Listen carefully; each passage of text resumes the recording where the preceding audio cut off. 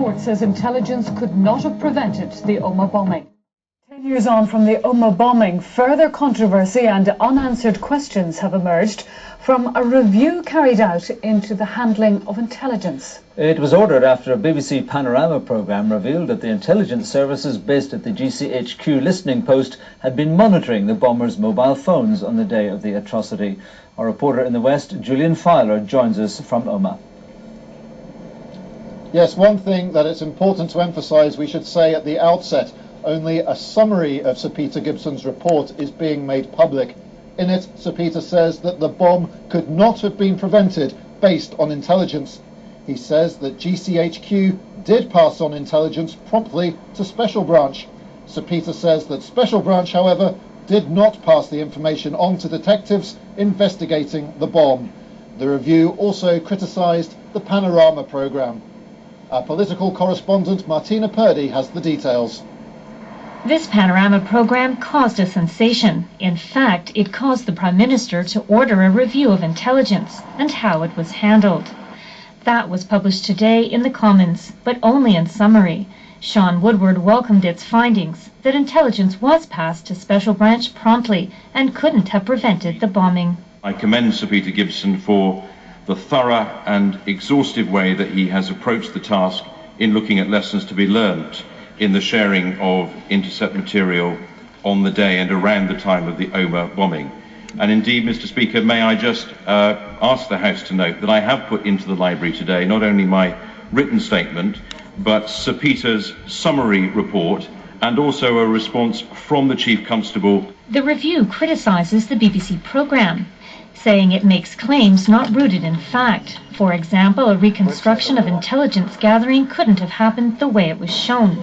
The journalist stands by his programme. Every single time we raise the question as to whether, it could have been prevented, we always added the preface, if they were monitoring live, a point they still haven't clarified. So no, I think the integrity of the programme remains absolutely intact because we have made an important contribution.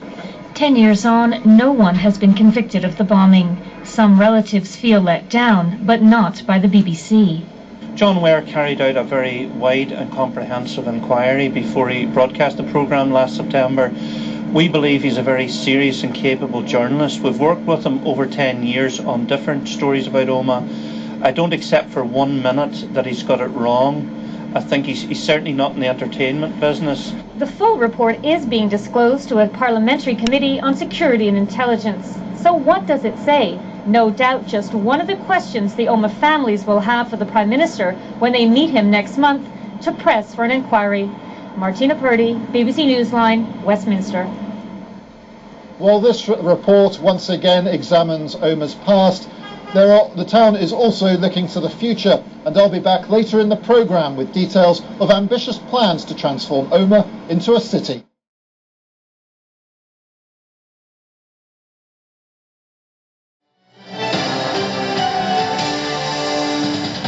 And also on this evening's UTV Live, secret intelligence would not have stopped the Omagh bombing, but the conclusions of a new report do not impress the Omagh family. The bombers' phone calls were monitored and secret intelligence was given to the police, but it still wasn't enough to stop the Omagh bombing. Those are the findings of an official report from Sir Peter Gibson, who's investigated the role of the intelligence services at the time of the atrocity. The victims' families, though, are not impressed.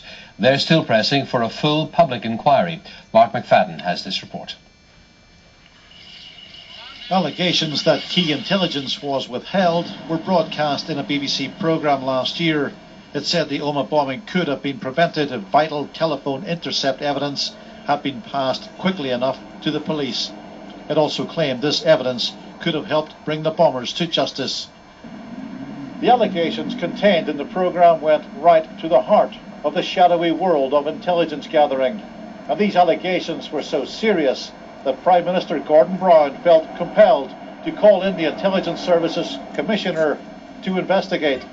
Sir Peter Gibson looked at a range of highly classified material. This revealed the intelligence services were indeed monitoring the real IRA bombers' phone calls. But his report rejects the programme's allegations. It says, the evidence that I have reviewed is consistent and clear to the effect that there was nothing to suggest either that a bomb attack was going to take place on August 15, 1998, or that the town of Omagh was to be the target of any bomb attack. Godfrey Wilson's teenage daughter, Lorraine, died in the bombing. He's angry at Sir Peter's findings. The only thing that comes to me is politics.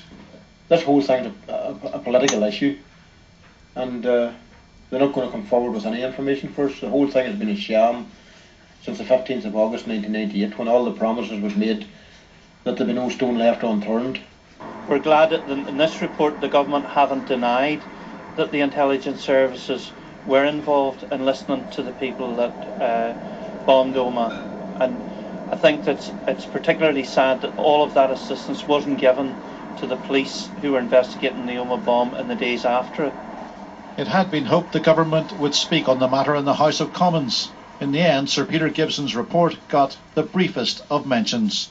And I commend Sir Peter Gibson for the thorough and exhaustive way that he has approached the task in looking at lessons to be learnt in the sharing of intercept material on the day and around the time of the Omagh bombing. It's clear Sir Peter Gibson's report does not enjoy the full support of all the Omagh families. They remain convinced that the only way to get at the full truth of what happened here 10 years ago is a full cross-border public inquiry. Mark McFadden, UTV Live, Omagh.